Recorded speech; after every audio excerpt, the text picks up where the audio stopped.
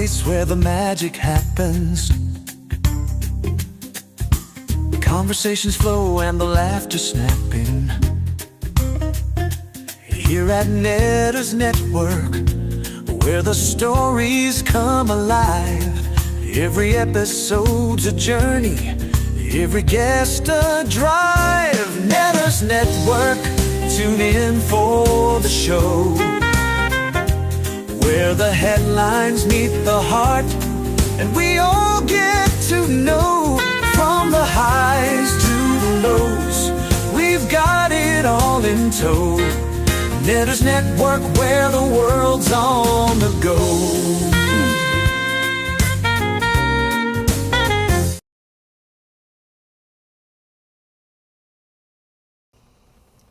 Good evening, everyone, and welcome to another edition of Netters Network Thursday Things.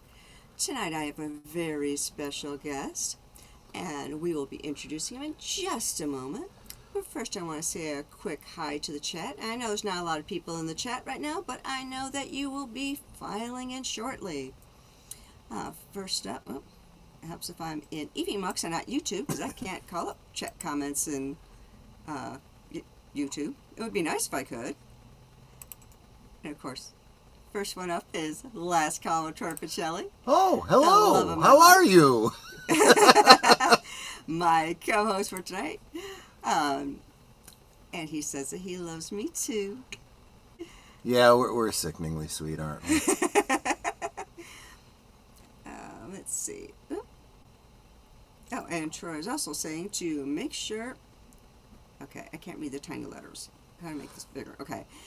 Make sure to subscribe to @GothicTherapy and check out all the Master of the TDS links. Link tree in the description. And I'm going to drop one more link. Yeah, you can I'm do going that. to drop the link to Master of the TDS's direct YouTube channel as well.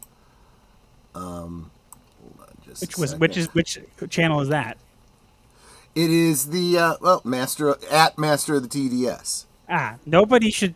I mean, you could subscribe there if you want, but like nobody. I don't upload anything there, so. But there is a banner with waffles.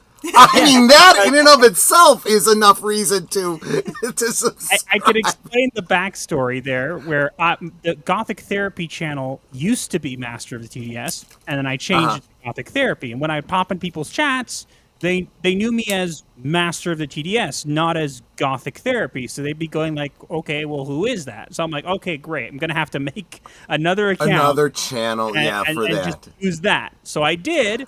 And then I was streaming on Twitch at that point for a bit. I've stopped doing that for ages ago. And I was like, okay, I don't want to dump any. You can record videos and upload them. So I might as well just dump them here.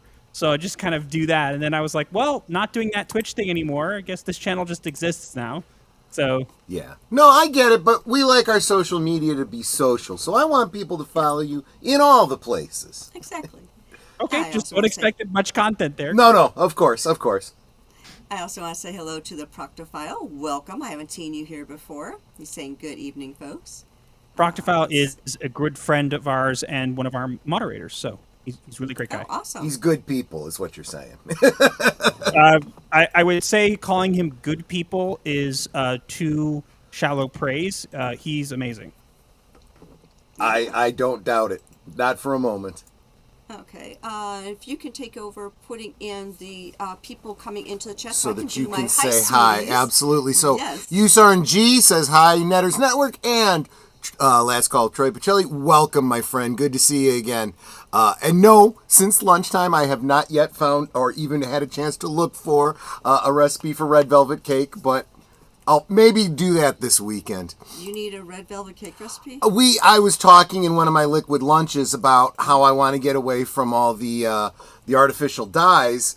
And what I want to do is I want to go out there and find a red velvet cake that doesn't require you to put in artificial food dye. And I'm sure that I can probably use like a raspberry juice or some of their cherry juice. Yeah, that's exactly what I'm thinking. But I'm gonna have to do my research. I've been kind of busy with streams lately. Mark Smith says, "Good evening, everyone." Hey, MTDS.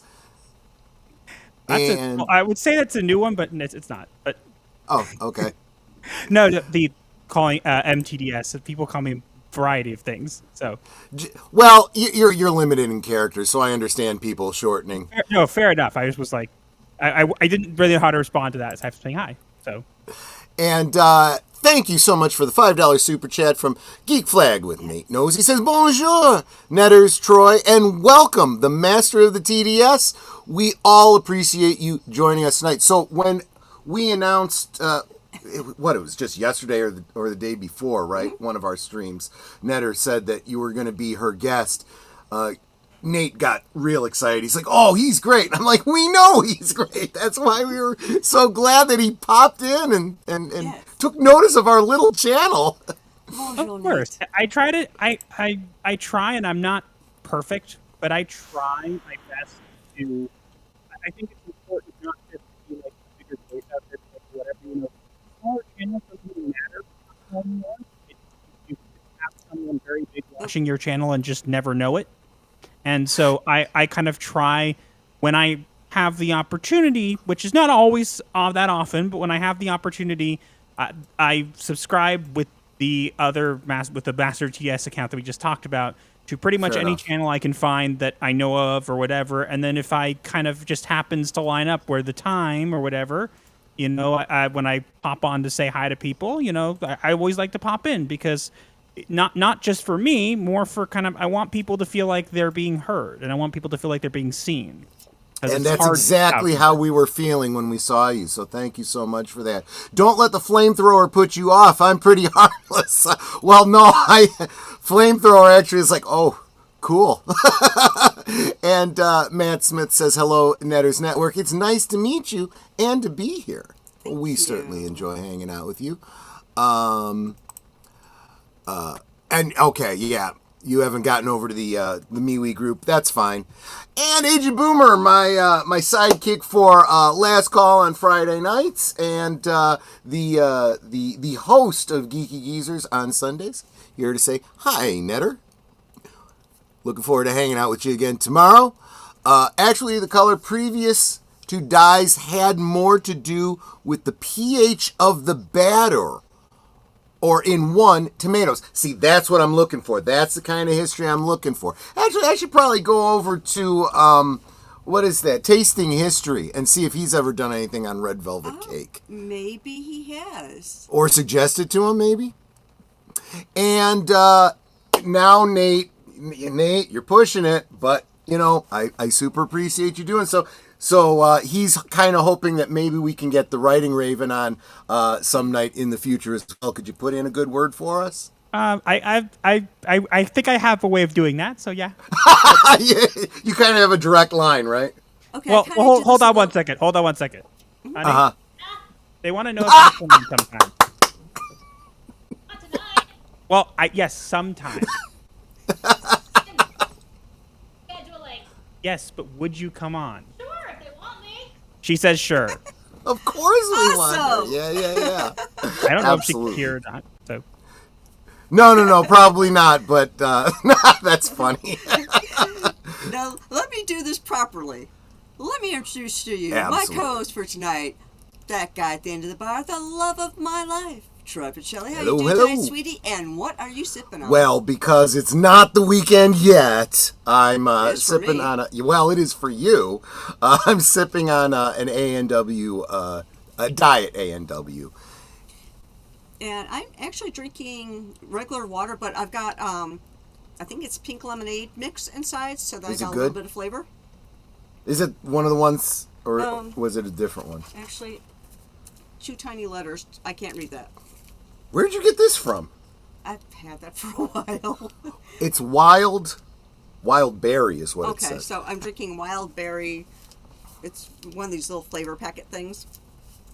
And of course, our special guest for tonight, the master of the TDS. How are you doing tonight, sweetie? And what are you sipping on, if anything. water. That's usually what I use for streams, unless of course my voice. I sometimes will have a Ricola if my voice is not great, but otherwise, Ricola. yeah. Sorry. That's Yeah. a sore subject. There you go. I see what you did there. Uh-huh.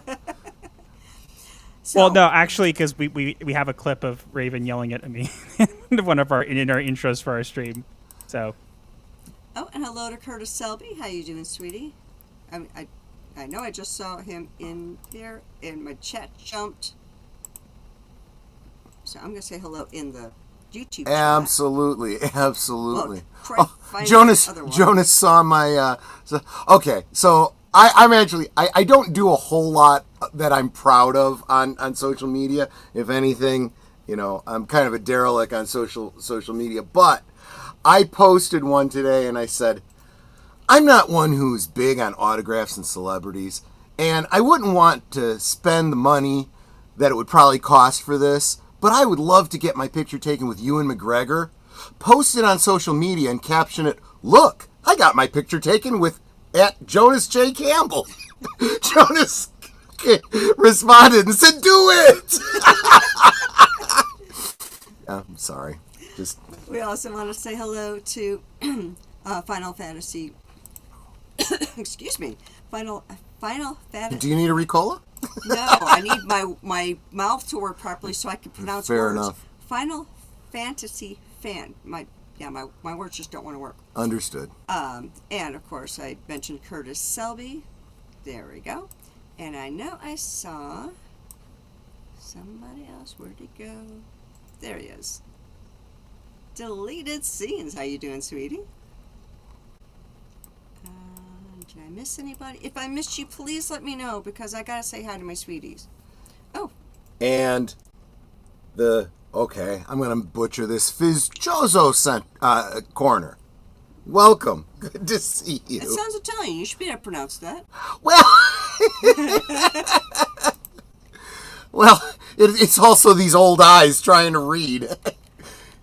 Well, at least in yours, in EVMux, you can make the chat bigger so you can read it. Well, that's true. You can't do that in StreamYard, and sometimes my contacts are like, no, you're not going to read the tiny print. So I really do like that feature where I can make it a little bit bigger, because like, okay, I'm blind. Okay, I think we've killed time long enough. 15 minutes is a good enough time to try and get everybody in here. But so let's. Oh, he says I'm Fizzoso. Fizzoso. Okay, fair enough. Like fair enough. Chorizo. Oh, fair enough. By the way, the chorizo is thawed if you want me to make you some later. Yes. Okay, will do. And for those of you who are newer to the chat, if you see me kind of like looking up, That's Troy's because I'm literally sitting sitting directly 4 feet in across front from of her. me. Yeah. So I will look over my laptop at him if he's talking. So that's what I'm looking at. Deleted scenes. Salute, my friend. Oh, and JPRPH1, how you doing, sweetie? Welcome, JPRPH1, and of course, Curtis Selby's new channel, Nothing to See Here, Citizen. Please make sure you subscribe. He has been very disrespected by the YouTube gods. Yeah. He cannot monetize his current channel, so he is starting all over fresh. Let's help him get there, okay? Absolutely. Thanks so much. And speaking of great channels, Yes. I was just saying, we were doing a watch party, which we do every Tuesday at 10 Central. We rewatch episodes of Blake 7, and you hopped in, and it was so encouraging to see you there, Master of the TDS, and we just took a chance, and you said, yeah, I'd be happy to be on Netter's show. So here you are, and I want to thank you so much for that. of course, I remember when you invited us on your show and it didn't work out. So I wanted to kind of at some point reach out, but I'm very bad about keeping in touch sometimes. So I understand. If I can share, I think you're pretty open about this, but it didn't work out because I'm a heathen, and I do my show right butts up against your Sabbath, so that's why you haven't been able to make it for a Friday stream. And before we so continue, many times that happens. May I That's please ask the chat to show me a little love? There are 22 watching and only 10 thumbs up. If you wouldn't mind, please just hit that like button, please. I'd really appreciate it. Absolutely. Thank That would you. be very You guys are encouraging. Osmo. That would be very encouraging to us. Yes, exactly. So that is what was I saying? Oh yeah, Fridays. Fridays don't work out. That's perfectly fine. But I'm so glad we actually had a chance then to get caught up with you. Absolutely. And for those who do not know you, can you give us the 30-second elevator pitch? Well, I think it's important to hold on. Our pet bird decided to make himself known. Birdie. Yeah, that's right. Where's Connie Cleary, the bird woman of YouTube? She's not here. Oh, she might be watching somebody else's channel. It hasn't popped over here yet. Could be. She will. She spreads herself pretty thin. I understand that. And I haven't seen Lady Mist yet either. Understandable. Yeah. Now that he's hopefully quiet, what I was going to say was that I'm the master of the Total Defense Shogun, not what people think my name means. Because, unfortunate naming issues. Well, not unfortunate. I guess back at the time, it made sense. Right. But obviously, we cover pop culture. I used to cover Yu-Gi-Oh! Stuff. That's where I got my name from. We cover pop culture. We do deep dives. And we're kind of approach things with a kind of gothic, therapeutic twist. So. Right. I know when I first encountered you and your channel, I saw that and I was like, well, that seems like a pretty odd name because it doesn't seem like his channel is all that political. And then, I said, obviously, I got it wrong. And it was right around that time that I think you were, I don't know if you were taking some flack or a lot of people were just misunderstanding. So you posted and pinned the whole, not the whole backstory, but the basics of what it's from, and it has to do with a customizable card game, I think it is. Yes, it actually. Cool. I can actually show you if you hold on one second. Let me do this. Not that chair. Wrong chair. Hold on. There. You see the card in the back? Yeah. Let me zoom in. Oh, I think I have to go full screen on you. How do I do that? I guess I could just do it this way. And I am the 13th child. I want to thank you for the $2 super chat. It says, greetings and salutation, lovely netters. Thank you, sweetie. Yes. Total Defense Shogun. Is it a particularly rare card? No. I can explain the significance of the card. Basically, what I was trying to do at the time, because I did Yu-Gi-Oh! Related content. Because not that I was like super into the game, but I kind of always would put it down and kind of come back to it. It was always interesting for me. So I found out people could do it online. It was like, wow, you could actually do it online now, cool. So people were recording and uploading it, and I'm like, oh, okay, I could do this. That shouldn't be too hard. So I'm like, okay, well, if I'm going to do this, what am I going to do? Because a lot of people will go with like different Yu-Gi-Oh! Card names or whatever. And I'm thinking, okay, like, what am I doing here? And I kind of did a series that was like 91 episodes, which was called Obscure and Forgotten Yu-Gi-Oh! Cards, which was basically talking about cards that nobody plays or cards that could be played in strategic ways. And through that, I found the Total Defense Shogun, which is a card in Yu-Gi-Oh! There are more that do it now, but they're not the same. Basically, the cards have two different modes, attack mode and defense mode. But Total Defense Shogun, what makes him special is when he's in defense mode, which normally you cannot attack from, he can attack still.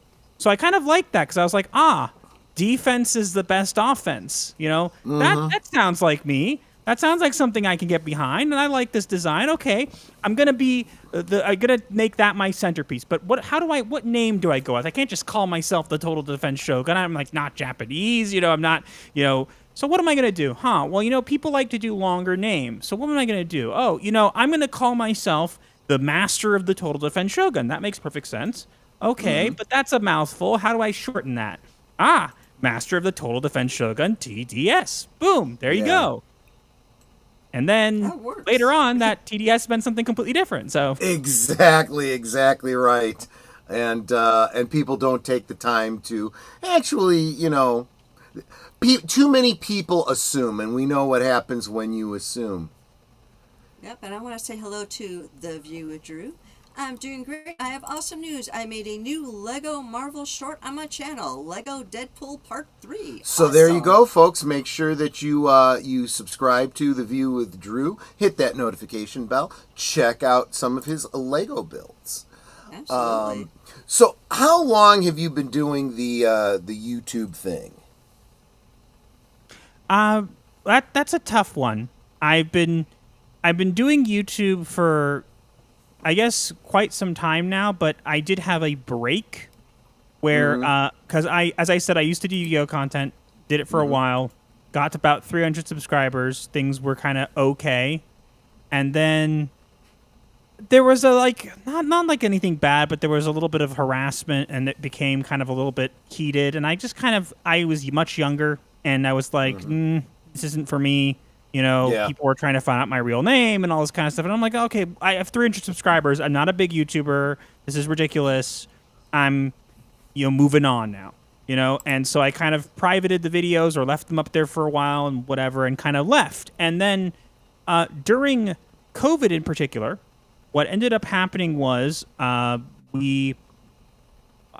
still had a Twitter account that I used for the channel back in the day. And I was kind of like, okay, I still have this Twitter account and I was using it to kind of keep up to date because Twitter's not great for news, but when there's breaking stories and stuff like that, you can always see them trending and stuff like that. So I'm like, okay, I'm going to keep this account. And I ended up finding like people from Geeks and Gamers and stuff like that and started watching some content. And from there, it kind of, it's hard to even remember how exactly it started, but I know that one day I saw that someone had posted about, doing a stream during COVID for like mental health, talking about pop culture and in like a way, but like for specifically for mental health to combat that kind of stuff during COVID. And I'm like, oh, I like this idea.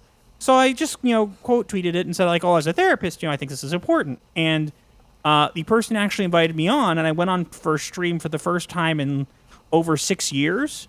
And I went on, and then after that, my wife had always mentioned, hey, maybe you should go back to YouTube. And I'm like, I don't know, whatever. And she's like, well, what if we do it together? What if we do it together? And we rebrand the channel. I'm like, okay, maybe, and I went up with the stream, and I was like, okay, I'm sold on this. And so we've been doing it, I think, for, God, has it been like 3 years now? So, well, I mean, it depends on how far back. If you the start of COVID was almost 5 years ago now. I mean, so yeah, somewhere in there, sure. Wow, that's impressive. And so I made a comment that I don't think quite registered because it was a perspective thing. I said something about I think I said that you were a big time YouTuber, and you're like, I'm not that big time. Well, it's all a matter of perspective, right? Because I look at you and I go, wow, 15,000 subscribers. That's more than 15 times the number of subscribers I have. It seems pretty big to me. But I know you're a pretty humble kind of guy, so you don't necessarily see it the same way. But Netter will tell you I do tend to get a little bit fanboyish with the channels that I really, really enjoy. That's fair, and you make a good point about the perspective thing. I guess the bigger you become, the more you kind of look for people who are kind of bigger, and you kind of go, oh, I'm not as big as this person. I'm not as big as that person. And it's like, yeah, that kind of makes sense. I kind of get that. But as you said, I think that I get that numbers are important. And I, as a YouTuber myself, I know that like getting subscribers and getting people to come is important. Like, I'm not going to deny that, but I also think that people sometimes put themselves down, and I think that's not a great way of doing things because, as I said, you could have one subscriber, but if you don't know who that is, you don't know who's listening. So I like you never know. Like I have found out, and I can't say particular names because I have some they would get into trouble, but I've found out I know of certain people who I was very surprised to have actually seen our content, and we've had verification that they have, and it's like, what? Like that video got 500 views. Like it was one of this person watched it was one of those 500 views. Like really? So you never know. you never know who could be listening. So I think that it's important to kind of, well, yes, striving to, get more subscribers, whatever, but also to kind of go, hey, you know what? You never know who you could be reaching. And even if you only reach one person, Exactly. you never know who Well- that one person could be. And see, that's exactly how I felt on Tuesday. It's like when you popped in, I'm like, oh my gosh, Master of the TDS is here. But I've done that many times. I've done that when, like, Michael from Retro Blasting first came in and, dropped a chat. Tom Connors has done that to me. Most recently, Netter and I were at MegaCon, and we met, as I was saying, Jonas J. Campbell. And he's like, oh, yeah, I love your stuff. And I'm like, you're even aware of my stuff? And he's like, oh, yeah. He says, oh, and someone else you should meet. And he introduces me to WDW Pro. And I'm like, and he's like, oh, yeah, you have a great channel. I'm like, get out of here. How do you guys even know me? It was a great weekend, I gotta say. But I'm yeah. jealous because we haven't been able to go to any meetups or anything lately. There's just been, of course, timing. But we definitely want to meet those guys too. So someday. I was telling Netter before the stream, I was showing her the icon, and I said I saw the pictures you did. I don't know, was it like a year ago, 2 years ago? You were at some event, and when you would have your picture taken with someone, you had like a mask of your icon. I wish we could still do that, but we cannot because people online are jerks. And honestly, you think that people wouldn't cross certain lines, but they have. And being forced to move ahead of time once was enough for me. So I don't really want to do that again. But I dig it. But I was sharing that story because I thought it was so funny. And let's face it, you and your wife are just so cute together. It's just So yeah, but I mean, that would be awesome to be able to meet. And I say this to really everybody in the chat, everybody that comes on one of our shows. Be great to meet up in person. And when we got to hang out with Culture Casino at MegaCon, and he's been on my channel a number of times. And, I'm always in his chat, and we're always communicating. I'm still trying to get his wife on my channel. It's just timing for them. Yeah, I know. And he's real big, too, on wanting to meet people and whatnot. And he was real fired up that we were able to get together at MegaCon. I'm actually, Netter and I were just talking today with some people about making plans for MegaCon for 2026. Yeah. In March, is it? Yeah, March, like mid-March. Yeah. So I don't know what Florida, how long a trek that would be for you to Florida, but if you can make it down to MegaCon in Florida. And we're trying to that's an decide option. if we're going to do... We'll see. We're managed to do Orlando at one point. Usually Vegas is very easy because it's not that far. But this year we weren't able to make it because of a Jewish holiday happened to fall at the same time. That's right, it did. Yeah.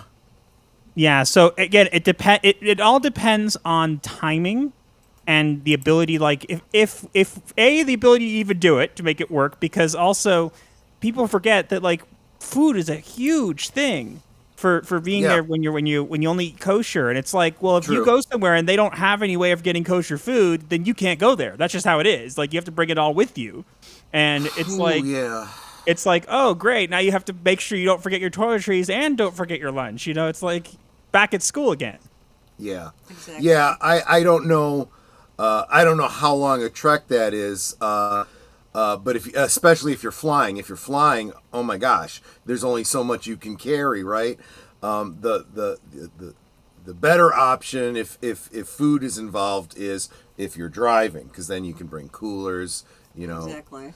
Yeah, but we were able to do Orlando, and Orlando did have some kosher things, and I know that they Geeks and Gamers did a meetup there at one point, so maybe at some point we'll go back there again. Cool. Yeah, Troy and I were crazy enough to drive up this last time from Illinois to Florida.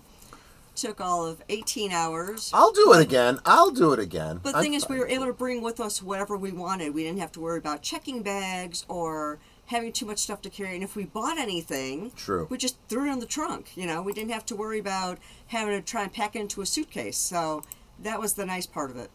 Yeah, exactly right. Exactly right. So I guess, and again, I'm going to be asking you questions that I know the answer to, but maybe some of the chat doesn't. Real quick, let me say hi to some people that I see have dropped in, including the aforementioned Connie Cleary. Welcome. And she also had come in as Fluff Chick I saw Productions. Fluff Chick Production as well. Yeah. Make sure You you missed the follow that bird. channel. Yeah. The There's a bird tweeting. yeah, we had a guest birdie over on Master of the TDS's side. Mark Malnikoff. He loves to be noisy only when we're doing things. Like, we'll be here all day. He'll be like chirpy, like a little quiet, saying hi once in a while. But other than that, he's kind of quiet. And then it's like, oh, you're gonna stream after the entire day and be scream, and it's like, Yeah. So I want to real quick introduce you to Mark Malnikoff, to Master of the TDS. He is my Klingon Jewish brother, a good friend of mine, and I had told him that if he's not already subscribed to you, he should have been subscribed to you long time ago. And Real Wade Nation Gaming Clips. I had the privilege of having Wade on Liquid Lunch today. Thanks so much for joining my friend. And have we said hi to Twilight Linkable? Welcome. Good to see you. Good to see you. And I think that catches us up. Sorry about that. So obviously I'm going to ask you some questions I know the answer to, but maybe not everyone in the chat does. So can you tell us a little bit about Gothic Therapy, what you and your wife do over there? so it's as I said, you got a little bit of the backstory about how it came to be. But Gothic Therapy, I was real clever. I was like, I'm a therapist. She's Gothic Therapy. Boom, there's the name. And maybe in hindsight, maybe it wasn't the best name, but I'll take it. It was the easiest. That's why we went with it. Yes, I know. It's like the Big Bang Theory. But what we do there is, it actually started out with, what we were doing was we wanted to start giving our opinion on content and pop culture and stuff like that. But we both work full time, outside of YouTube, and we're like, Right. not gonna be possible. Like, there's people who like do it every day and make videos, like 4 videos a day. It's like that's never gonna happen. Yeah. And I'm like, okay, what can we do? You know what? Let's try and do something for people like us. That we basically make a video that covers multiple topics. Maybe like a recap, like past week. Oh, we'll call it Psycho Synopsis. It's a summary of the Psycho of the past week. Oh, that's a great idea. And we started putting out those videos, and they did okay. And they style changed, and we ended up like doing a ton of topics, going down to like just 3 main topics, and even for a while doing kind of like skits, which were not the kind of cringe looking back on them. But then we decided, that it was a lot of work to edit the videos, and that a lot of people were doing live shows. And we were like, oh, we could do a live show too. We've been live before, and people have liked it. And, maybe we try and move our, once a week video to a show. And we're like, oh, but we don't really want to do that, but we kind of do. And so we gave it a try, and we're now, I think, like 41 episodes in. We now stream every Sunday at 7 p.m. Pacific time. And we basically, what we do is we pick 3 topics kind of from the past week, and we kind of go over them in our, style, just us, talking about it. And we have like a, react to a gaming clip here, react to like a media clip there, just kind of very relaxed. It's got a basic structure, but it's like very relaxed, just kind of us. And a lot of people sometimes will have guests, and we thought about that too, and we probably will implement that at some point in the future. But like right now, it's just it's hard with scheduling, especially on Sundays. People don't really want to commit to shows or anything on Sundays. We see for the most part, but we've been having a good time. We have a great group of people there, and we just kind of cover pop culture and kind of anything that you know catches our fancy. And you know, we're both my wife and I are both active on Twitter. I think I would am much more active than she is. But yeah, and we just cover kind of pop culture and talk about it, and you know that's kind of what we do. It's a story you hear before, but it's presented in a unique way, and through that kind of got into, and I can go into more detail about this if you guys want, but I know you don't want to take up. I want to make sure you guys have time to ask any other questions or whatever you guys want to do, because it's your guys' show, not mine. But kind of from there went to kind of looking into bots and on social media, inflating metrics and stuff. And then it went from that into looking into like doing deep dives into companies and stuff like that. So we have a couple of those. So we branched out in a couple different areas, but primarily it's just, you know, my wife, and I guess the show is, you know, still called Psychosynopsis, whatever, but it kind of doesn't feel like a show as much. It kind of feels more like just hanging out with a bunch of people you know and kind of friends and just chatting and having a good time, and that's kind of what we wanted. So, believe me, I completely understand that. That's really been the whole idea around, you know, both of our channels. And that was, you brought up, first off, when you say, I don't want to just continue on one time, Netter and I, speaking of not being real into celebrities, we went down to Metropolis, Illinois for the Superman celebration. We used to do it actually every year for the longest time. And one of the people we met was Ilya Salkai, of course, you know, the producer of the Christopher Reeve Superman film. During his 1 hour Q&A, he took questions. Person asked a question, don't really remember what it was. One question he answered for an hour. No one else got to ask a question. And this was a question. It was a very simple question. Yeah, it was a very simple question that he could have answered with like 1 or 2 sentences. The guy loves to talk. Welcome, Schmecklecat. I love that name. Schmecklecat. And yes, I know what a schmeckle is. So you did mention something that I was hoping that you'd be willing to go a little bit more into detail, at least to the extent that you feel that you can. There was that period of time where you were doing a deep dive on, as you said, bots on social media. How did that come about? I mean, and how did you do your analysis, or was it just simply just really good observation of the comments you were seeing in social media? So it's a good question. So I started off kind of.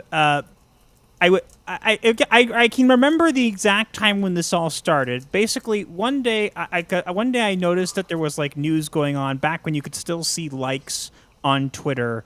That Mark Hamill dared to like a post of J.K. Rowling, and people were very angry. How dare he like a post? Oh no, And yeah, I saw the responses to it, and I just thought it was hilarious. And I have like 15 minutes free, so I just quickly went and grabbed some of them that I thought were funny and threw them together into like a compilation, right? Sure. And I kind of threw it up, and it kind of like I had work all day, so I didn't go back online. And I go back online, and I'm looking, and I'm like, wait a minute, this post got a lot of attention. Then my boss comes and goes, you're mentioned on the front page of Fox News right now on the and I'm like, wait, what? And I look, and lo and behold, it was my compilation that was there. And I'm like, wait, I just threw this up. Like, I literally took like 20 minutes, maybe max on this. And I threw it up there, and I was kind of like, oh, this is funny, ha, ha, ha. And it got picked up and whatever. And so I like, oh, this was fun. So maybe I'll kind of start doing some more of these when I feel like it. You know, sometimes people do this already, but I kind of like, okay, I'll have some fun.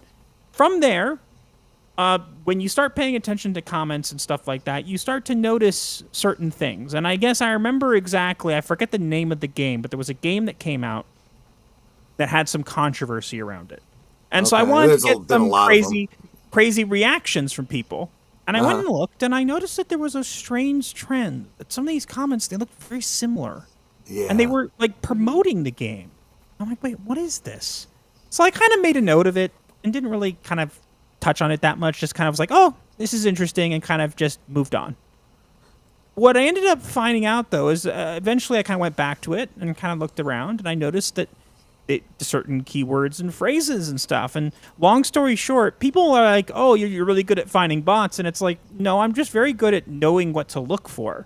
So I know what to look for. And long story short, the more I looked, the more I found. And then I actually, funny enough, I'm going to bring up some people you mentioned already. I was like, okay, I'm finding a lot of stuff around Disney in particular. And I feel like there's a story here. But, like, what do I do with this? Like, I don't know how to approach this kind of stuff. Like, we just cover pop culture. I don't, like, break down bot tweets on a video. So I'm like, who do I know of that would be a good person to reach out to make sure that I'm not just seeing things? WDW Pro. I know him. He's a Disney leaker. He's whatever. So I reached out, and I heard back from them. And long story short, they arranged to meet with me. And I showed them what I had, and they were like, okay, you clearly have something here, but it's not enough. It's good, but it's not. You need something that's got like an extra oomph behind it. So I looked, and lo and behold, I found a tweet by an account called Moodle Zoop that had, like, I kid you not, like, thousands of responses to it and, like, only 500 likes and, like, barely any interaction. And it was about Disney stock. And it was just over and over these weird accounts with blue check marks just saying, oh, I love how Disney stock is so good. I like Disney stock. It's great. Oh, Disney and ARM is so good. Oh, hashtag this. And I'm, like, looking at these, and I'm like, these are not real. These are not real people. Like, I'm looking at this, and I'm looking, and I'm looking, and I'm like, this is so damning. There was, like, 12 pages of it when I finished. And I was like, this is clearly something. So I sent it over, and I'm like, is this what you meant? And they're like, yeah, that's exactly what we meant. And it kind of blew up from there. And, once you get into it, you meet some people and stuff. And I was connected with the lovely people over at Upper Echelon. Who does, is a YouTuber, does some work on this kind of stuff, and he collaborated with me on video, and I collaborated with him on a video as well. And it was a big thing. And long story short, and people don't seem to realize this, I guess, but what ended up happening was I actually made a video. We ended up finding the source of these bots. They were a network based in Vietnam called VNXNet. And they bragged publicly on their Telegram that they would use bots to get verification and farm ad revenue to get money under Elon Musk's nose. Like, they were pretty much bragging about it, like, right out loud in the open. And it was like, okay, like, this is something. So I made a video. It didn't do as well as I wanted it to do. Upper Echelon's video did. But ours got like 5,000 views, which for us for the time was pretty decent, but it wasn't what I expected, which is fine. But what I didn't expect was that clearly people at Twitter had become aware of what I was doing, because I was kind of like, okay, I've done my due diligence. This is kind of the end for me of, like, major bot coverage. Like, if the stories weren't getting as much traction anymore, and it was like, okay, I'm not upset about it. I get it. Things faded and fade out. But a person working at Twitter commented on my post where I posted the video and was saying, like, we don't want this, whatever. And I was so surprised. And I looked, and it was like an actual person working at Twitter. And long story short, me and him chatted, and he removed the website. He removed He removed the main Twitter accounts involved in VNXNet on my say-so within an hour of me telling him to. Wow. And it was crazy. And he specifically, like, they apparently, like, had looked at my stuff and had banned over 50 accounts already within a couple days of the network. And the Proctophile is reminding us about use code VNXNet because, funny enough, there's been a kind of update to this story, but I haven't really covered it because it's not really interesting. But the guy from Vietnam who did this apparently got very, very mad that I did this. So what did he do? Did he decide to, go get a job, use his skills forever? No. He's going to weaponize another bot network against me, and he's going to use it to make meme videos and diss tracks and literally spam them in the replies of anybody who associates with me. There you go. Yeah, and I do appreciate the fact that I feel like, and tell me if you think I'm mistaken or misattributing, but I do feel like in recent years, since Elon has kind of taken over, I do feel like a lot of the bot situation, I think I'm overstating it. I think it's gotten better.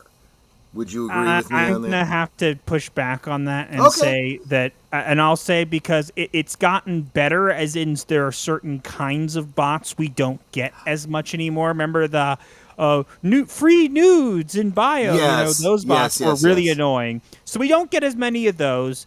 But if you know where to look, you find them. Like I found some shilling for Ironheart this past week, and it got covered. I think Yellow Flash covered it, and that Park Place covered it. But like, it's not that hard. And the thing that annoyed me the most, where I was disillusioned by it, and people are like, why aren't you doing it as much? And it's like, well, first off, I had an account specifically made to track these bots, and they decided to suspend it for no reason and denied my appeal. Wow. Which, again, wasn't posting anything. I was just using it to track accounts, and they decided to ban it, and they wouldn't listen to my appeal about it. And when I found bots shilling for Tesla, then I started to go, okay, there's something going on here, and I'm never going to get to the bottom of it completely. But, once in a while, if I see a bot thing, I'll still cover it.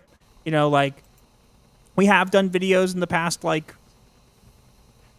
past year, we've done a couple videos on bots, but we kind of was like, okay, I feel like I've done my due diligence there for the most part, and I'm going to kind of move on to kind of other things because I think that I can take those skills and use them other places. And, I'm not finished with the bots. I'm still always keeping an eye out, but it's not my primary focus anymore.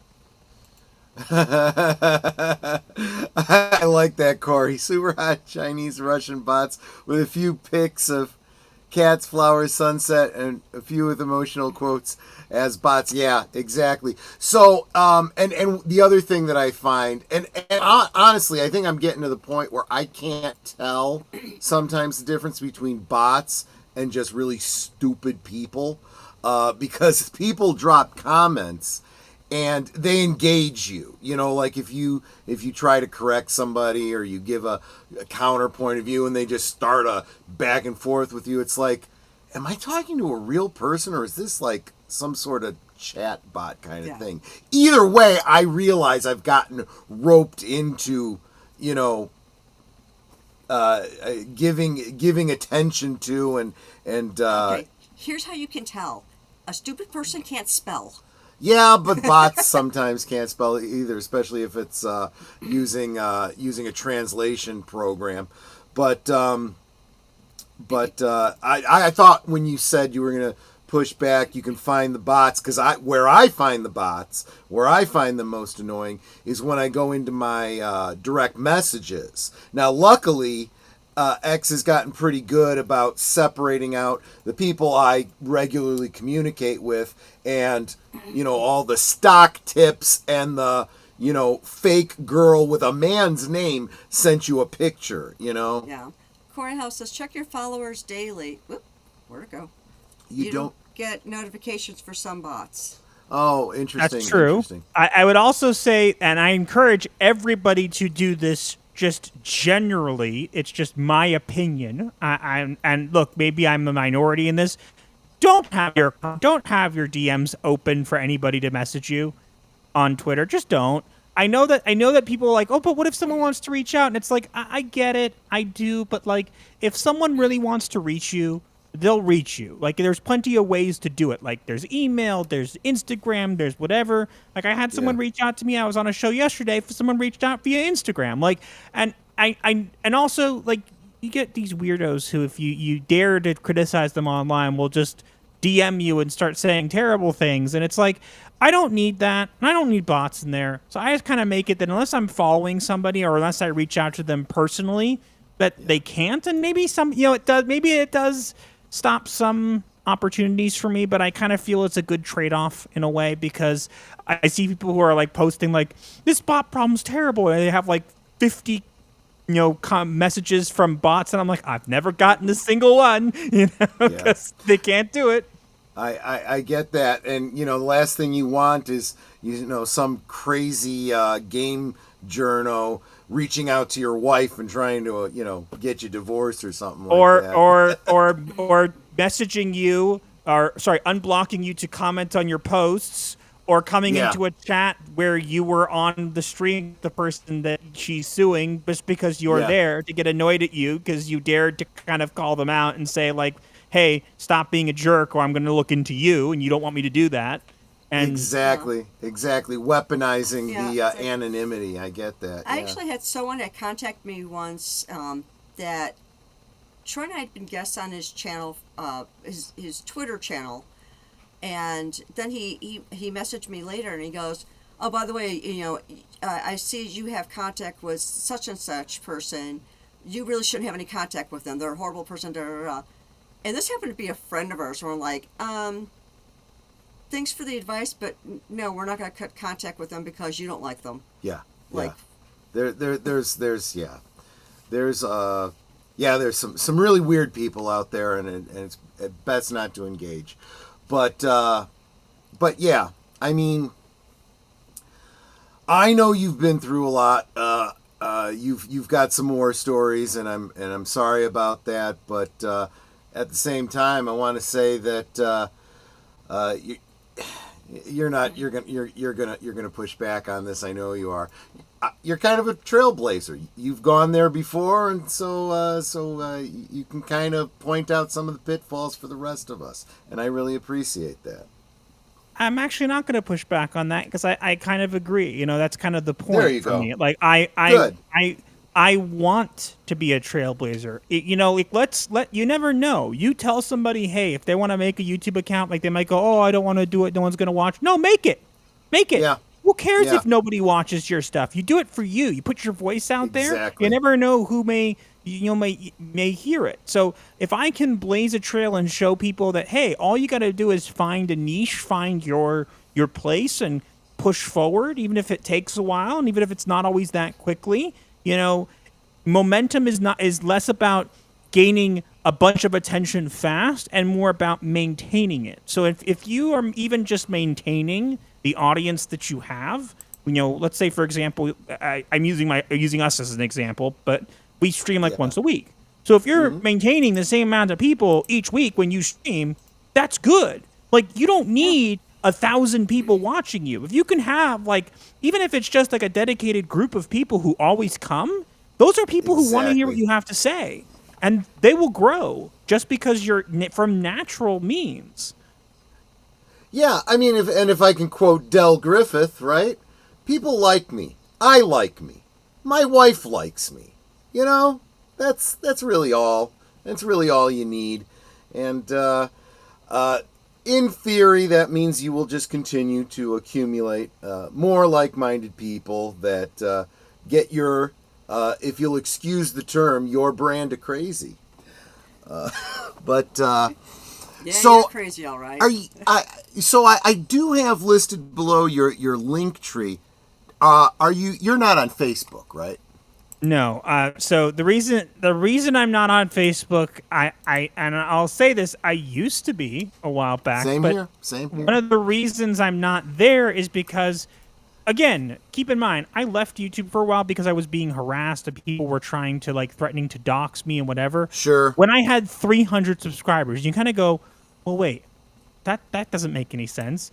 But if it's on Facebook, it absolutely does. How dare Yeah. you say anything on Facebook? So I'm like, you know what? I'm happy to be on whatever social media platform. But after that, Facebook, wrong. Not going there. The only reason I bring it up, well, no, not same situation. Same in that I used to be on Facebook and am no longer, but mine was for a different reason. Somebody hacked my account, and I kept trying to get it resolved, and I couldn't, and I just said, screw it. So, I got in long enough to strip everything out and just close it down, but and have no interest in going back.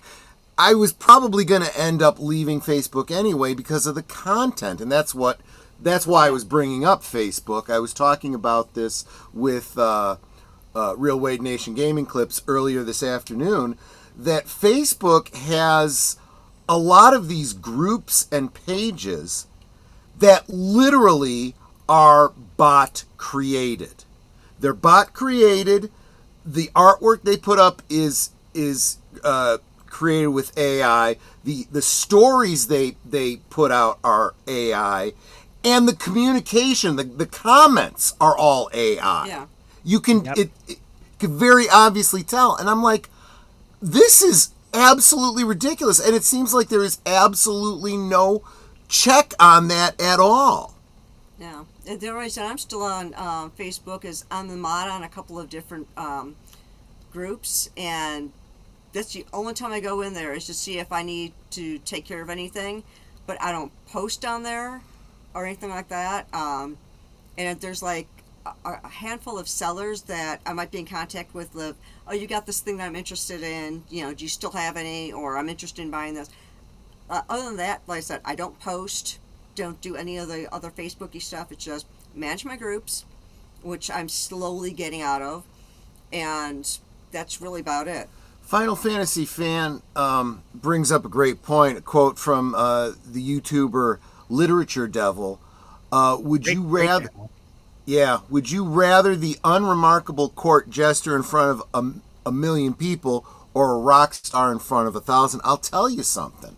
How true this is, because I look at so many of the so-called celebrities that we're all talking about, that are suing each other, me tooing each other, having hot takes on political situations and stuff, and looking at these people and going, you're not even that talented.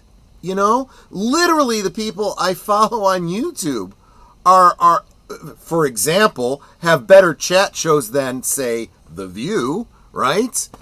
And That's a low bar. It is a low bar, Yeah. but it really is a great way of making my point, that they've got, less and less all the time, but they still have, millions of people watching them. And I'll tell you, like I said, there's YouTube channels they could have 1,000 people in a live stream, and they are way, way better shows. So, I mean, it's, Absolutely. But anyway, so I'm sorry. I know I've done it again. I got all excited about a particular guest, so I don't mind. I hijacked your show. I let him loose, and he does things. Yeah, I guess. That sounds like my marriage to Raven, except for the reverse. Instead of me being let loose, it's her the one that's let loose. I'm gonna And ask- I claim no responsibility. I want to ask, what was the your favorite stream that you did? Like a particular topic, Good question. or something that you did that you're like, this was my absolute favorite one to do. I had so much fun, or it was the most interesting, or whatever. I would say I think my 30th birthday stream.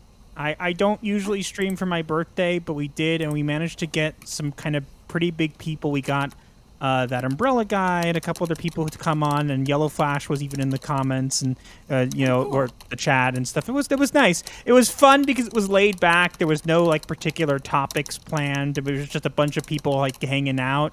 So I kind of say that one does hold a special place in my heart. But I'll also say that I think that our show has just been really really lately almost surpassing some of these streams. I can't really say that I have a particular favorite, but like every week, people will tell us, "Oh, we wait for your show. We wait for it." Like, and when we don't do it for a week, they're like, "Oh, we missed you," and they come back the next week, and it's like just being there and knowing people are like, "Hey, like I come out of my way to watch your show." Like, I don't think there's any better feeling than that. Yeah. For anybody who streams, even if it's just one or two people, But if I had to pick like a favorite stream, I think it would be my 30th, just because it was such a special thing. And if I'm gonna be honest, most of the time I do a lot of the things for the channel with the thumbnails and whatever. My wife went out of her way to organize the entire thing for me, which was part of her birthday gift for me, because I was just not. I was like, I'm not having a birthday stream if I have to organize it and I have to chase people. I'm not doing that. That's not a birthday gift to me. That's torture. Yeah. I don't want that. Yeah, exactly. I hear you. I absolutely do. Good point. Good point. There was a question I was going to ask, and now I told. Oh, well, I was going to say, if seriously though, if you get a chance, and I know you have a very long list, check out Blake 7. Remember, It's on the list. Remember, it's a British series, so that means the seasons aren't very long. It's 13 episodes per season, and there's 4 seasons. So you could probably, if you're the type that binges, you could probably just punch that out in a weekend. I used to be the person who binges, and it's so sad because it's gotten to the point now where I even revisit things. And I don't feel the same way about them. I brought this up yesterday. Like, I tried Daredevil Born Again, from Disney. I gave it a chance. I watched 4 episodes, and I'm like, what is this? Like, it wasn't bad, and then it was, I was like completely done with it. And then I went like, okay, I'm gonna, go back and watch the Netflix one. I remember the Netflix one. I started watching it, and I watched a couple episodes, during my free time. And I just kind of stopped watching it. Not because it's bad, just because it's gotten to the point where it's like, this is good, but like, it's gotten to the point, what's the point in investing in this again and getting invested and getting excited when I know it ends with crap? Like, that's what I'm saying. Like, it's a sad place we've gotten to. A good example is Star Wars. Same thing. It starts great, ends bad. Doctor Who starts great, stays great, comes back great, dies, spiraling. And it's like, do I really want to watch and go back? I used to rewatch Doctor Who episodes at least. I used to rewatch at least a season of Doctor Who a year, at the very least. And that was the least. I don't think I've watched a Doctor Who episode in over a year now. I don't blame even the ones that I like. And it's just because it's like, I watch this and I just think, well, that was a great time. Now it's in the toilet, Which I suppose is pretty much why we decided to do the rewatches of Blake 7. It's a 1970s series. It's in the past, and it's what do you call it? Self-contained. It's only the 4 episodes. Never gonna be. What did I say? You said 4 episodes. Yeah, 4 seasons, or 4 series, as they say. There's not going to ever be any more. That's all there is to it. And I guess I feel like it can't be ruined. It's like, and if you don't like it, that's fine. But if you do like it, you never have to worry about it. Being culturally vandalized, which I suppose is what we're talking about. The one saving one, and I don't know if you're at all a Star Trek fan, but I've been talking about this a little bit on some of my shows recently because I haven't heard anyone else mention this.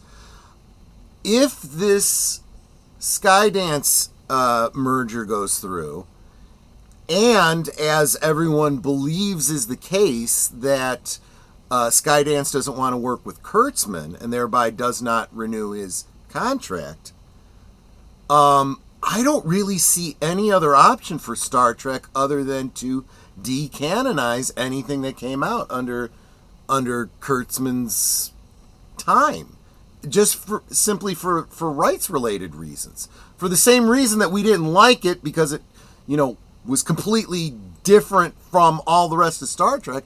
by the same token, the rights on that stay with him. So I think unlike all the others that, like Kathleen Kennedy leaves Lucasfilm, doesn't matter. It's still owned by Disney. It's still, like you said, all roads lead to Jake Skywalker. Well, I'm paraphrasing, but you know what I mean. I don't think that's the case with Star Trek. Or Well, maybe we'll that's just see. hope. Yeah. Well, we'll see. I'll be honest. I'm not a huge Star Trek fan, but I do know enough about what's going on with it, and enough about the show itself to kind of know where it's at. And I'm just gonna say this, and I say this. People ask me, are things changing? Are we gonna get good stuff again? And the answer is no. Yeah. Like, and I'm saying exactly. that, and I really wish I want to be hopeful. I really do. That's why I gave Daredevil Born Again a chance. Like, I want to like this stuff. I am a huge Marvel fan. I want to like this. Give me something good and I will watch it. And I will praise it. I will sing its praises. But if you can't, then I'm not going to. And then, are things going to change? Maybe. But the problem is, let's imagine, for example, let's take your example of Star Trek. Let's imagine Kurtzman kicked out, whatever. They're not going to retcon it. Because that would be me admitting they were wrong. And they'll never do that. That is one thing I know. It doesn't matter what company it is. If it's in Hollywood and they're making stuff, they are never going to admit the fans were right. Never. And the only time I ever think I've seen that, which was with the Sonic movies, look at how great those movies did because they simply acknowledged that, like, yes, you have a good point. But they'll never do it with these things because if they get rid of it, even if it's a rights issue. No. They know a bunch of people on YouTube, which they watch. We all know they watch these creators. They're going to be celebrating. Whatever. We can't let the chuds win. We can't let them win. So we can't do that. That's what my opinion is. I think. Well, I agree with you. I will be right back. Troy, continue the conversation. I agree with you absolutely. I think the biggest unknown in what I was just sharing, though, is the Skydance element of it. I think if Skydance takes over and they say, no, we need this to get profitable again, and they don't have a dog in the hunt of what, the previous administration looks like. They don't care if, as you say, the chuds win. I'm saying if I don't know, I don't know that's the case. At this point, I'm going to be honest with you. Like, I want to be hopeful. I want to go, you're right. But you know what? I have done that so many times. I've been like, this person's not going to do it. And what do? They come in. For a good example, Doctor Who. Yeah. Russell T. Davies brought the show back. Yeah. And now he's run it further into the ground than it's ever been before. And I was hopeful. I was like, he's coming back. If anybody can save it, he can. And then he made it worse. So Jay is saying, clean the film of the OG series through Voyager and put them up on streaming unaltered. If they aren't posted already, no censoring. If you're really into, especially the physical media, I know that Robert Meyer Burnett was involved in the, I don't know, is it I don't know enough about this terminology, but the 4K restoration of Next Gen, and he was the one who made the effort to restore and put that out there, and he's saying that the powers that be over there don't have an interest in doing the same for the other shows. But a lot of the fans are going, look, if you do it, we'll buy it. We'll buy it again. We already own it. But you do a 4K restoration and give us the behind the scenes and all the other DVD extras, we will buy it all over again. It does seem like some of these companies are just allergic to making money. I think that's really what it is. I can't understand. I can't see any other explanation. I think I hear you and I agree with you, but I also think it's a product of the time. I think that we were in a time where it was like trendy to push this kind of stuff. And as I said, if you're asking me, are things changing? in like Disney or Star Trek. No. No. Are things changing in the fringes, on the outer edges of pop culture? Yes, 100%. And eventually, that'll slowly but surely creep in. It won't be like tomorrow. It won't be in like a couple of years, whatever. But I'm going to tell you, at the center of that thing is going to be Disney. That's going to be the last person to be like, we're going to cave. They'll Once be they the last one standing. And I will say this too. They're going to, they'll be the ones looking like the kid that got picked on in school because he didn't have the newest, coolest outfit, because they're so far behind, the trend or whatever. I think people are already starting to look at Disney like that. Actually, I think the trades are actually starting to look at Disney that way. I'm starting to see the commentary, even from the trades, starting to turn around on them. And I don't know. I think it's about time. It's a shame, though, because I love Disney movies. There are some great movies. Stitch is one of my favorite characters. I was interested in live action Lilo and Stitch until they were like, "Oh, we just took out a character." I'm like, "Okay, I'm gone." Like, you don't care. You clearly don't care. Like, that's just for me. And I've heard people's reviews of it, and they like completely like ruined major elements of it. And it looks good. I like the promotions for it. I praise those, but like, again, like I think it's funny. I forget the name of the person who made this comic. I forget. I think his name is Alex something. It wrote a comic where it's like, "Hello, fellow kids," like couple, and it's like this person wearing like a skin suit of like I saw that, like He-Man and whatever. And it's like the like Kevin Smith is under the like, "Why are you running? Come back! It's what you like." Yeah, exactly. It's like, I have been very much an advocate for we don't need live action remakes of Disney cartoons. Something that is that classic does not need to be remade. Just re-release it if you want, to introduce a new audience to it. The only exception I would make to that is if you're going to bother remaking it, you need to find a way to elevate it somehow. Or pick movies that didn't do as well back then. That's a great point. And use, because Disney has. This is why you mentioned like they don't like making money, and this has always annoyed me. There are movies that like did pretty well, like a good one, Atlantis, The Lost Empire, Treasure Planet. All those would be great in live action, and what's great? People talk about them. If Disney wants to go, okay, if we want to remake this, how can we fix it? Go online. There are tons of videos, discussions. Look at what fans are saying. Make changes. Make it in live action. Re-release it. Make money.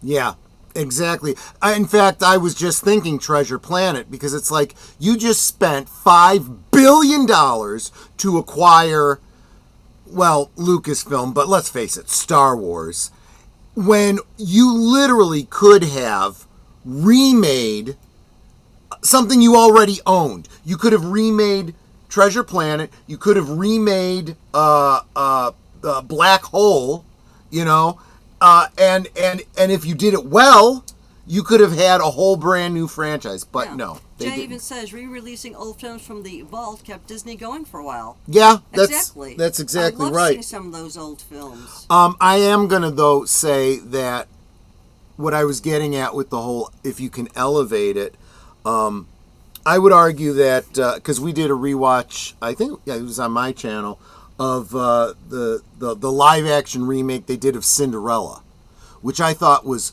absolutely brilliant. Not perfect. There's some things I did take issue with, but they added some story to it that wasn't in the cartoon, and I felt probably should have been. And I loved it. I thought it was wonderful. But there are that seems to be the exception. I can't even think of another example where they actually took one of their classics and said, what can we do to make this worthwhile to remake it? I just can't. But there you go.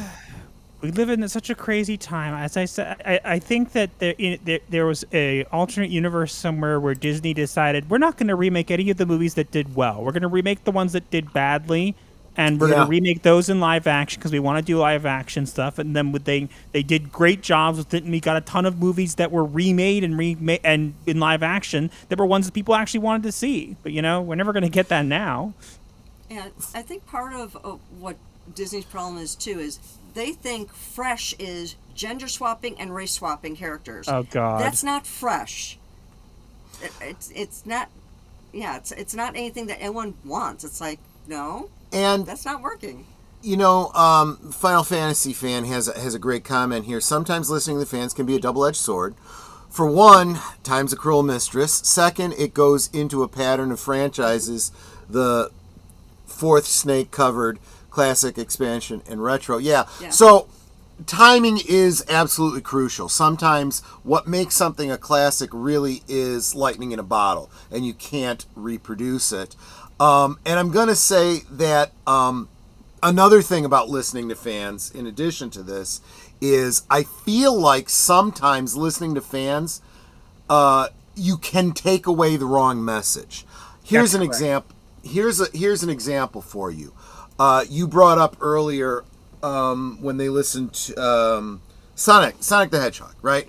They listened to the fans. They fixed the artwork. Okay, they got the right message on that one. But now they listen to the fans, and I'm talking about Disney with Marvel. Yep. Oh, look. We decided to make Silver Surfer a woman because it's that one from that 2-issue series that takes place in an alternate universe. It comes from the comics. You said if it comes from the comics, it's canon and it's okay. Right? You liked Wolverine and Deadpool. Right. You like when we put characters in that you like. Okay. Doomsday, we're just gonna throw in everybody. Just tug a big bucket and be like, dump. And it's like, there's someone in here you like, right? And it's like, no, not really. Or the other one is Ironheart, right? And everything around that period, right? Hey, we're taking it right from we're taking it right from the comics, and the fans are sitting here going, yeah, you're taking it from the comics that didn't sell.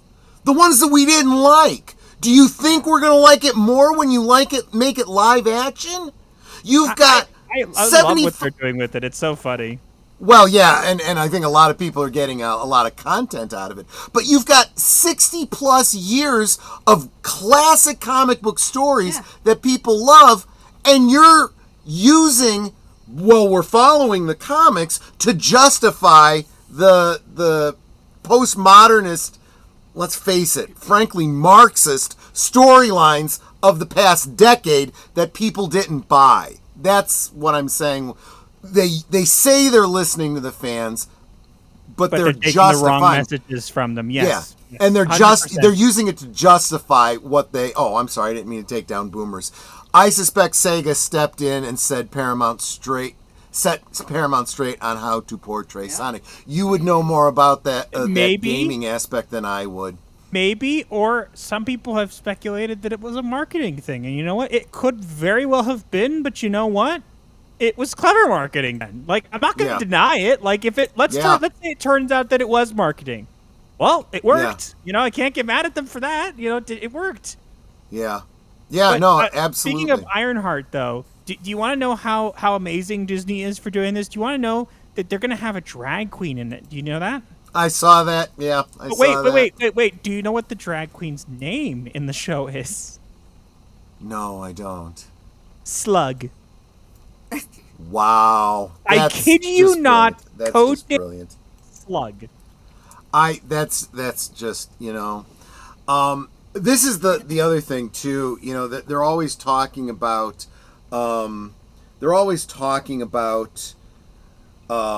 inclusion, right? We want everyone to be included. We want diversity. We want everyone to be represented. But then when you really look at the kind of representation, it's tokenism. It's just tokenism. It's not elevating. It's not true representation. It's you know what? We want to put a black girl in, and her story is gonna be, she's so clever and so smart, she's able to steal somebody else's technology for herself. That's what makes her so great.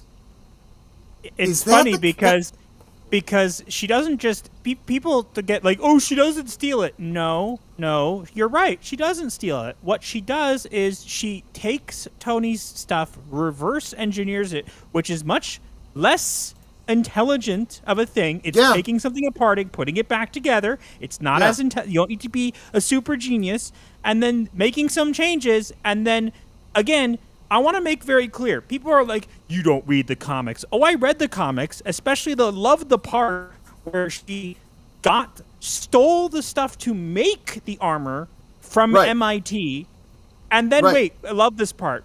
When they caught her, right afterwards, instead of going, well, go directly to jail, do not pass go, do not collect $200, they're like, we're sorry, we didn't realize how gifted you were. It's like, oh my God, just shoot me. That's not how it works. What might happen is, oh, we're sorry, we didn't realize you were a black female, so we really can't press charges. You know, just. But I love the promos where she's dancing with stolen money. Really, really a good message to portray to children who'll be watching Disney. Great idea. And this could get us off on a whole different tangent, because this also comes from people that are creating movies and park attractions around the villains. They really think that the villains are the heroes, you know. So it's very skewed, because they've lost the plot literally, right? Boy, don't even mention hero's journey to these people. Oh, God. They'll just break down and start reeing right there. Ree Williams, right? But we have an emo for that. yeah, exactly. It's just we're very angry. We call it Ree. Yeah. No, you're absolutely right. But anyway, I'm sorry. I realize we've kind of gone over, and we're taking advantage of our guest time. I was having fun, and I hijacked your stream, and I'll just give it back to you. That's totally so. fine. Isn't this like what marriage is though? Like, right? We hijack each other's stuff. Yeah, I suppose. It's a give and a take, and sometimes one takes a lot more. Now I have to ask, your avatar, is that a fedora? Yes. See? Yeah, Troy fedoras wears a fedora are cool. all the time on his show. I'm wearing Screw one right now. fezzes. Fedoras are cool. I wear a fedora. That's why I have it. It's not just because I decided to do it. Like, I just have one and I wear it, and I've had it since I started YouTube, and not the same one, obviously, but that one's still around somewhere, but it's dead. The fedora is absolutely part of my brand. But wait, if you don't like the fedora, is this better? Oh yeah, that's good. A deer stalker. Yeah. I actually like the fedora. Or I could go. Okay, I've completely lost the plot now. I don't know what that is. Shogun. I'm wearing a Shogun. Oh, that makes sense. Okay, yeah, good point. I gotcha. But when I started out wearing my grandfather's fedora, and when I realized I'm wearing it all the time, it's like, you know what? I think I need to retire Grandpa's fedora. Netter bought me a. Well, you imported it, right? It came from England. Yeah, it's a trilby. She got me. It looks a lot like my grandfather's. So if I hadn't said anything on stream, I'm not sure people would have even noticed. The brim is a little bit smaller, but other than that, you can't really tell. And then when I leave the house, I actually have a brown fedora that I wear. But yes, I think more men should be wearing hats. Well, I do it for the double reason that as a bald man, I got to keep the head warm in winter, and I got to keep the sun off in summer. So, you know, that's what I've made Asian face. So. There you go. Anyway, that really is it for me. Sorry. You sure? Okay. Yes, I promise. Yes. Well, I do want to thank everyone for being here tonight, and I want to know what you have upcoming, Master TDS. We have our Sunday stream as usual. We'll be at 7 p.m. Pacific time on Sunday. We have a stream. It's supposed to run for about 2 hours. It sometimes goes a bit over because it started to get a little bigger now. But it's fun. And we have a 15K subscriber celebration that I think Proctofile is working on getting organized, which I really appreciate that he's did that for me, because I honestly didn't want to have to spend the time to get myself when I have other things going on. But we have that planned at some point. 15K might seem like a weird spot to do it, but we were planning to do it like a 10K one, double digits. And then we literally hit it, and then we went to bed and woke up the next morning, and it was 11K already. And it was like, oh, well, I guess that passed already. Ship sailed, And it was, to be fair, it was when we dropped one of our deep dives and we gained a lot of subscribers all at once. So it wasn't surprising, but we were like, oh, we hit 10K. And then it's like the next day, it's like, well, so much for that, So, yeah. And I'm like, oh, we'll wait till 20K. And people were like, no. We're not waiting again anymore. It's like, okay, fine. So we have that coming up as well. And as far as like any deep dives, I have a couple like I'm working on still, but like a lot of stuff going on IRL right now, so I kind of put them on the back burner for now. But yeah, mostly our streams. Yeah, that's pretty much it. And also, I'll be on Twitter making fun of Ironheart because it's pretty much. I hate that character so much. I do too. You're doing the Lord's work. Absolutely. I try. Yes. And Troy, I know tomorrow you have Friday Night Last Call, and what you have. Well, first for Liquid Lunch, of course, it's Friday, so I will be talking about. Oh, thank you so much, Jay. He gifted a membership to Stark of Iron. How cool is that? That is cool. Thank you so much, Jay. That's awesome. I tomorrow for Liquid Lunch, every Friday, I talk about what drink I am planning on having that Friday night. So, you know what? I think I'm going to start something new. Every Thursday night, you tune into Netters Network.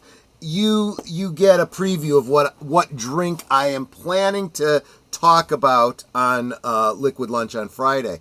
Which you will then be drinking Friday night. Exactly. I am planning to release the Kraken. I realized I have not done that since I started Liquid Lunch. So the topic for tomorrow afternoon will be rum. I will talk a little bit about the history, what my favorite rums are, and... well, you know my favorite rum. I absolutely do. I'll talk about that as well. Oh, that's right. You can join me tomorrow because you're not working tomorrow, so you can join me and tell everyone what your favorite rum is. And then Friday night, as I drink my rum, I will be talking with Aged Boomer. We will be bringing you the summer blockbusters of 1985. We're going to get a little nostalgic about cinema. That's what I got coming up tomorrow. Okay, let's see. And I'm trying to do my redirect right now because I've got to set that up. Yes, because if you stay right where you are, everybody, we will shoot you over to Deleted Scenes channel. Didn't I say summer of '85? That's what I thought I said, Boomer. Well, maybe I didn't. In case I got it wrong, he's correcting me. We're going to talk about the summer of '85. And we are going to shoot you over to Deleted Scenes channel for his coming attractions to tell you what he's got coming up for the week. And let's see, for me on Saturday we will be watching The Freshman. Yes. So, Matthew Broderick and Marlon Brando. Yes, and a Cosby link will be provided for those who want to do the watch along. It is a commentary, so if you're not joining us live, you have to have your own copy to hear us making comments and all that as we are watching the film. Speaking of live, Master of the TDS, Are you able to watch YouTube shows on Fridays, or? I wish, but Okay. so technically the answer to that would be yes. However, it's also no, and I'll explain why. I know Sure. we're over time, but I'll No, explain that's fine. quickly, No, is no, that it's fine. if it happened to be on, and Uh-huh. and it was during the Sabbath, you could watch it. Turning it on and going over to it, no, not allowed. Now, why wouldn't I Got want to it. do it on the Sabbath? Because also there's a part of the idea of optics. So, for example, if somebody were to come, right, and they didn't know that you had, let's say, left the TV on beforehand, right? Right. And you were to see it, and they would see someone, a Jewish person who was celebrating the Sabbath, watching TV. It would look really bad. And so I see. Yeah. to be fair, there have been times I know my parents when I was younger, like set TV on timers to turn it on, or sometimes once in a while. I think it was accidentally actually so we could, when it turned on over the Sabbath, we were able to watch things. But the answer to that is mainly no. It's technically allowed, but we don't really do it. So when you were younger, did you when you finally had the ability? Well, actually, you're younger than I am. You probably had this ability all your life. Take a VCR and set it to record things that you wanted to see later on? Yep, that's what we used to do. We used to actually, funny enough, to circle back, we used to do it for Lilo and Stitch, the series. When we wanted to watch it, we would have it record on a video cassette, and we'd watch it. So. There you go. The reason I ask it that way is because the fact is that's kind of how YouTube works. If you can't watch us live, you can always catch us on the rerun at your convenience. That's what's really awesome about YouTube. The stream is there. You can check us out later. So I mean, Troy will do this during the day. He'll put on Watch Later, different things for us to watch once I get off work. yeah, there's certain things I won't watch without her. It's like that would be wrong. Like Grace Still Plays. He Yep. will not watch that without me because it's just It's our fun. thing. Yeah, we enjoy That it. and Call Me Kevin because, well, they're both weird and fun. Real quick, I want to say hi and I know there's a lot of you that I probably missed, but Peter Bankman fan site, so glad you're here. Great supporter on the social medias. And yes, darn you, Auto Cucumber. Welcome, by the way, Pirate Dark Tinave? Don't know if I've mispronounced that, but I did my best. And if I haven't said hello verbally, I've at least said hello, sweetie, in the chat. Absolutely. So, trying to make sure I stayed on top of that. Because you guys are all my sweeties. And with that, And with that, we can talk amongst ourselves. And that's all well good and fun. But it's so much more fun when you guys are joining us in the chat. And you're dropping the comments, questions, trivia, being goofy, whatever it may be. And it doesn't feel like we're separated by miles or continents in some cases. It feels like we're all hanging out in our family room, passing the popcorn and having a great time. And you guys, you know you're not just our family. I mean, our friends. You're our family. both are true. They're not mutually exclusive. Yes. Exactly. We love you guys, and we appreciate you so very much. And you can be anywhere right now, and you're here, and that's so encouraging. Not just to those of us on the panel, but I know it's encouraging to all of you in the chat. When you're saying hello to each other, interacting, it's just so great to see. And I also want to thank you for the many, many ways that you support our channels. It's the super chats, super stickers, the thumbs up, the comments, sharing out the stream, becoming a member. That's really important. If you're not a member now, would you consider becoming one? It's like $3 a month. And I'd appreciate that if you would consider that. Every time you donate to our channels, we use those funds to try and improve our channels, better equipment and all that. I mean, I need better lighting. So right now that's what I'm working towards, because no matter how much makeup I put on, I still look pale. So I am working towards getting better lighting for myself. And we're still trying to get a mixer that actually works so Troy and I can have separate microphones instead of sharing one. So all of that does help, and it helps us to improve our channels because this is for you. I don't do this for me. Troy doesn't do it for him. We do this for you. No, I do it for me. Selfish. we want you to keep coming back. We want you to enjoy what we're putting out there. So thank you so very much, again, for everything that you guys do to support us and encourage us. You guys are Osmo. Thank you again for being here. And make sure you stay here so that you will be redirected to Delita's channel. But until next time, good night and God bless.